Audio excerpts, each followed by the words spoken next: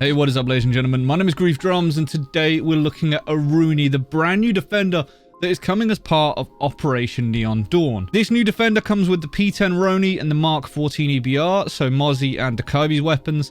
She's got the PRB-92, which is Capital's secondary pistol, and on top of that, she's also got the barbed wire and bulletproof cam for secondary gadget. Now, this defender is definitely an interesting one. It's probably the first time that we've seen mechanics like this in the game. I don't recall seeing any of the operators that work in a similar sort of way. So we're going to go over a couple of different aspects to her that you probably need to know. Now, the defender's gadget is the Surya Gate. The Surya Gate is pretty much a cross between Capcan and Castle.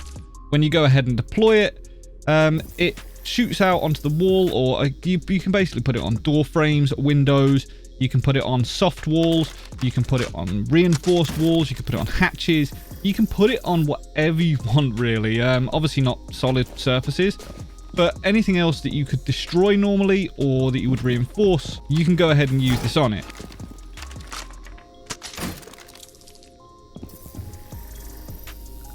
Now, you may notice that as and when I was deploying those, the interaction seemed very, very slow for it to deploy. And the reason for that is because whenever you get close to it, it deactivates. If any defender gets close to this gadget, it deactivates so that they can then go through it without taking any damage. Any attacker that tries passing through this is going to take around about 40 damage. However, that's one tick.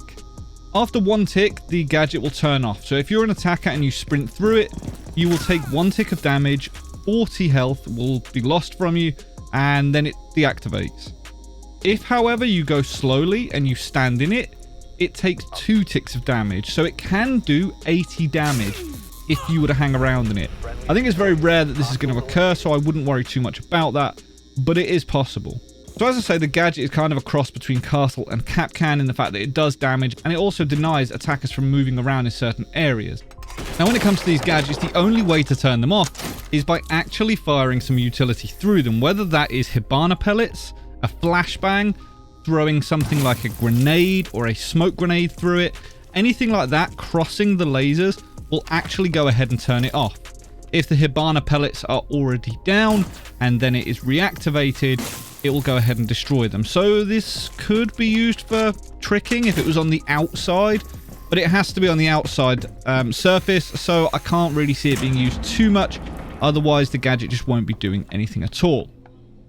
Now, one interesting thing to note with Aruni is the fact that if you go ahead and throw any defender gadget through this, it will also turn it off. If you throw an impact grenade through this, it will turn it off. So it's something to be wary of, something to be careful of. Shooting through it does absolutely nothing, so don't worry about that. Now, once something has actually crossed through the lasers, for example, a grenade or a flashbang, it then turns the Surya Gate off, and it will remain off for 30 seconds doing this sparking animation. Once it's finished doing the sparking, it will then go ahead and open up, just like you will see in a second, and it presents a target, which you then have to shoot in order to turn the gate back on. Now, the Surya Gate gadget itself cannot be destroyed. We tried shooting it, we tried firing Zofia rounds at it, we tried firing Kali at it, we tried everything. You cannot destroy this gadget. It's impossible to do. Twitch cannot deactivate it. Sam Fisher's Zero Cams, whatever they're called, they cannot deactivate it. The only way to turn this thing off is to physically fire something through it. If you can physically break the beam of the laser with a gadget or a flashbang or, you know, something like that, that will go ahead and turn it off. That is literally the only way we found to do it.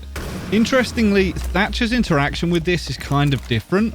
His EMPs will go ahead and turn the Surya Gate off, and as you'll see, it's not doing the proper sparking thing, but they automatically come back on after 15 seconds. So this is consistent with how Thatcher normally works.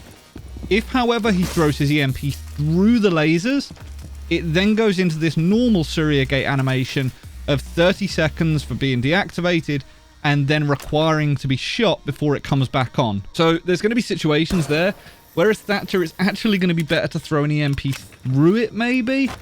I don't know, it's going to be interesting to see how this pans out. As the playtest went on, we tried lots of different things, but one of the best ways that we found to actually use the Surya Gate is all rotation holes within sight. As an attacker, once you get into the site, you are then limited for how much you move around. And if you've already used your utility to get there, it's going to be tough. Further to that, if you've been shot at all, accidentally going into one of these and taking that 40 extra health damage, that could be enough to kill you at that stage of the game. The gadgets can be picked up again, which is really handy. So should a push not be coming from this side of the map, you can go ahead and alter where they're coming from. You can also pick them up from the sides, so you don't have to expose yourself directly into the door frame. If you go ahead and pick it up, you can deploy it from the side. There's lots of ways to utilize this, which I think is a really, really handy feature. Another really great thing about this particular defender, because she doesn't bring a huge amount of utility, a lot of the times people are going to be saying, well, yeah, but I'd rather take someone with a shotgun for rotates and something like that. Well, Aruni can do that. She has got a bionic arm, essentially, that allows her to punch giant holes into walls and subsequently create rotates. If you want to create lines of sight, she can do that. Or alternatively, if you just want to go ahead and make some comedy genius to kill people through, if you're playing over in casual, you can also do that as well. Now, as far as punching walls and stuff goes for Aruni, it's unlimited. She's never going to run out. She doesn't run out of health like Oryx does when he goes running through them. So if you wanted to utilize this operator for this and just use the entire prep phase to go ahead and set up sites, you can do exactly that. And it's actually pretty handy to have this.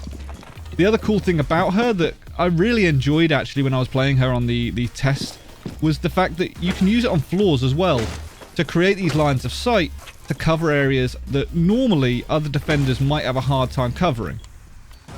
So the final couple of interactions that I kind of wanted to discuss today was the fact that Iana, her drone, can actually deactivate this, her Gemini replicator. If she goes ahead and sends it through, it turns it off. So that could be a usage for it, although it is quite a lot of utility that you are losing for a long time, essentially. The other factor to consider with Aruni is if someone is close to it, you can figure out that they are there. So I don't know if you saw that there, but as and when I peeked that wall, the gate is white. It's actually open and it's not sparking, which means that someone is just through that doorway waiting for someone to get close to it, like an attacker. And then as and when you get close to it, they're trying to close the gate on them. That's what they were doing. And as you'll see there, it's closed. But that's one way to utilize it. And also paying attention to where the gates are open and closed can tell you where defenders are and if they're close to it.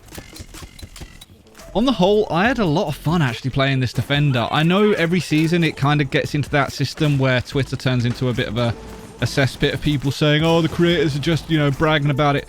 I think she's a lot of fun. I really do. And I think, the interesting thing about this op is you can be creative with her. The ability to make punch holes. If you've got good map knowledge, you can use it for exactly that. And on top of that, I think, it's not a massive utility dump for the attackers.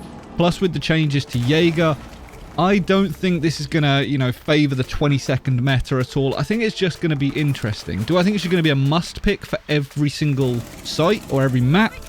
Not at all, but certain setups, you could definitely utilize her. She's going to be an interesting addition. I want to take the time to say a massive thank you to Ubisoft and Rainbow Six UK for inviting me along to get early access to this playtest. I really did enjoy it. I wish I had more time to play it, honestly. It's been so busy with streaming and stuff that I just couldn't get enough time on this. But on the whole, I'm really excited for this to drop. I'd love to hear what you guys think, though. Do you think this operator looks cool? Do you think she looks trash? Do you hate it? What do you think about it? Let me know down in the comments below. If you did enjoy this video, please consider hitting that thumbs up. If you don't already, make sure to subscribe. And until next time, ladies and gentlemen, stay reckless and relentless.